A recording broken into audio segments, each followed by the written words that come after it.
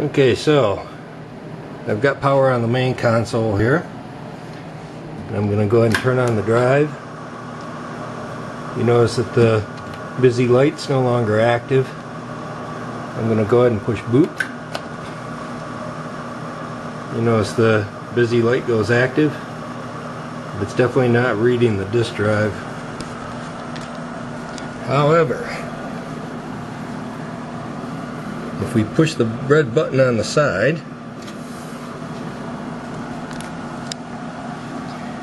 and push the, I think it's L I G G H 7. Let's try it again here.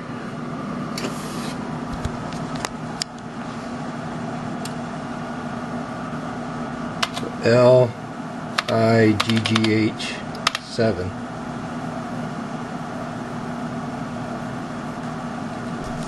Nope, nothing.